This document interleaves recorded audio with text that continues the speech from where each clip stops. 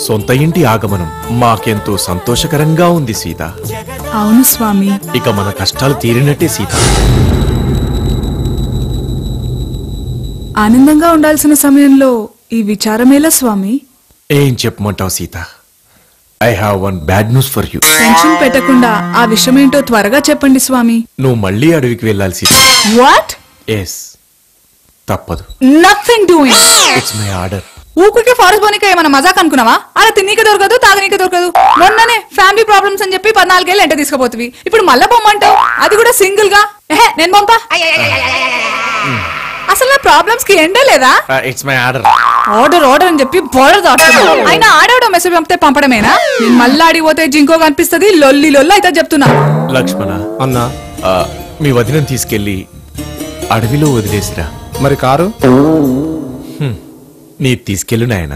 నా సర్వీసింగ్ ఇచ్చిన అన్నా. నా కారు తీసుకెళ్ళు నాయన. నీది పంచర్ అయిందన్నా. ఆ భరతుడిని తీసుకెళ్ళు. వాడు అత్తారింటికి వెళ్ళండి అన్నా. ఎలాగోలా చేసి తీసుకెళ్ళరా నాయన.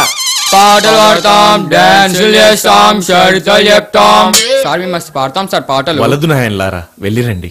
సార్ మీ చరిత్ర నుంచి మస్తు విన్నాం సార్, ఒక పాట విని రాదే? బాలక వద్దని చెప్పానుగా, మీరు వెళ్ళిరండి.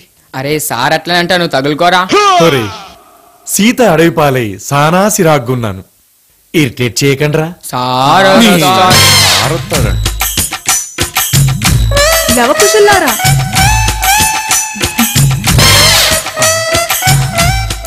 సీత, మళ్ళీ ఇడికి వచ్చింది. సీత, ఈడ కూడా ఉండనియాడా? సీత, సీత, మమ్మీ.